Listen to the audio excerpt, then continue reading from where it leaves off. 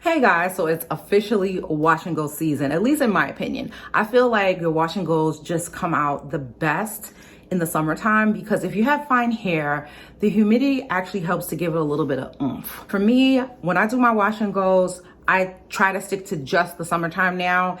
And that's because, in the wintertime and in the colder months, I do like to blow my hair out or straighten my hair out some. So today, I'm going to be sharing with you my brand new wash and go routine. It's changed a little bit because I do want to maintain more definition in my crown. And this is the section of my hair that tends to be very, very low porosity. Like if there were a high low porosity, and what I mean by that is like a super low porosity, then I would say that's the section. Very resistant to product. It's very resistant to want to stay defined, when you put products in it. But I do have a new technique, and in the interest of disclosure, before we get on to it, this hair is actually my third day of my wash and go. So it has, gotten some more volume, but if you look at it, I have a crap ton of definition. Like I do have no problems with definition, and part of it is my technique, part of it is product.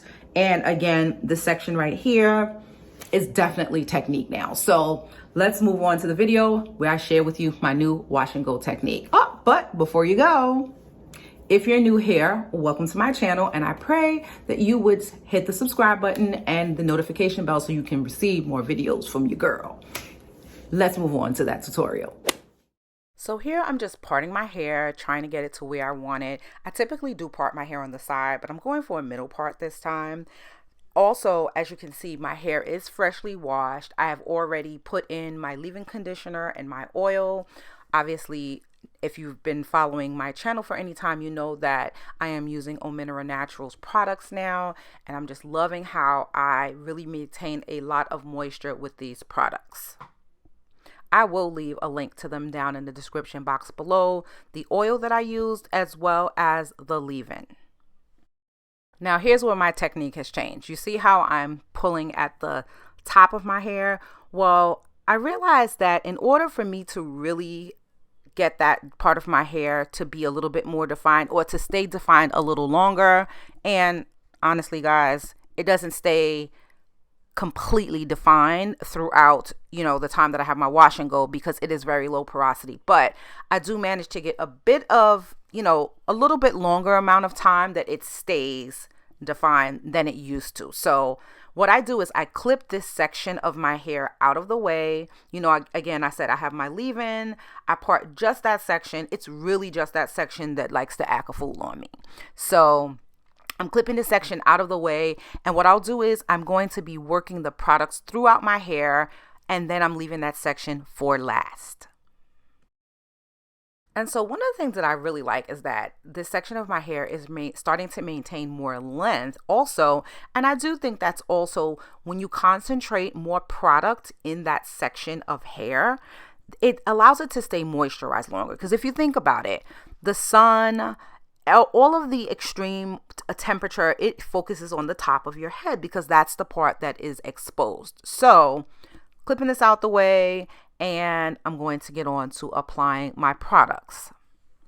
I'm using Camille Naturals Curlmaker to set my curls, and I love this product so much because it's very moisturizing and it actually doesn't create much of a gel cast. So the process is really simply to smooth this gel throughout my hair, help it to kind of mix in with the leave-in and the oil, and to really focus on applying product to my roots. That is very, very important because that is the area that really needs to be defined, and that's the area that also will poof up. And I want a little poof obviously because I need that volume, but I don't want it to be too poofy where it's just like completely undefined. So another key is to really make sure that your hair is detangled. That is really very important for getting a good wash and go that doesn't tangle up too much. And so I use my fingers to do this. I don't use a tool at any point in the process when it comes to working the products through my hair. I want to make sure things are detangled, but I also found that if I use a brush or if I use a comb, I separate the curls too much and then it comes out looking very piecey and very choppy. So I'm going to finish up applying my gel throughout my hair. I will not bore you with that, but I will come back and show you how I do the top section. Okay, so now it's time to do this section. And the reason I'm doing this section last, this is the section of my hair that is like, if there was a such thing as like extra low porosity, that would be the section. It is just so resistant to moisture. It's very resistant to products penetrating that section. So I have to be extra diligent, add more water, saturate it, and it's wet, but I have to add more.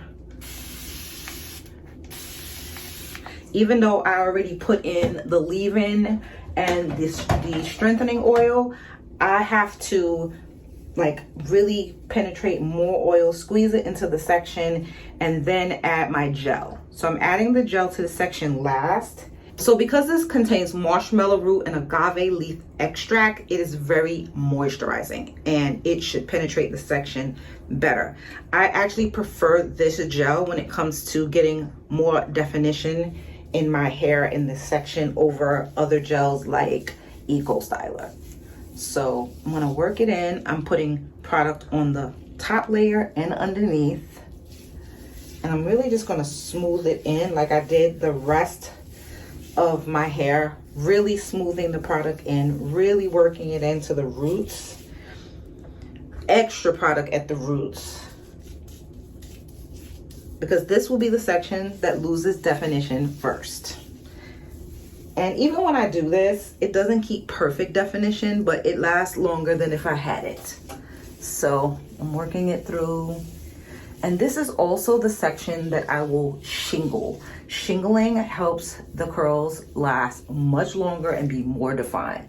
So I'm just finding where it will naturally separate. And I'm just going to like pull this section, individual curls. This section has a lot of new growth too.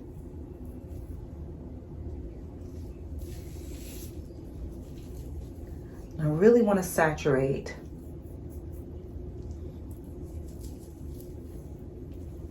encourage the curls. See, it really is very resistant, but it's wet, so it's not going to curl up as much as the rest anyway.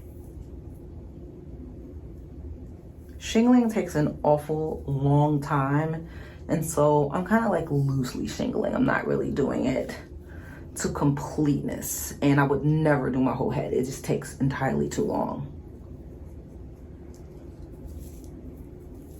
All right, this is good enough. That section, and then this side I have to do also.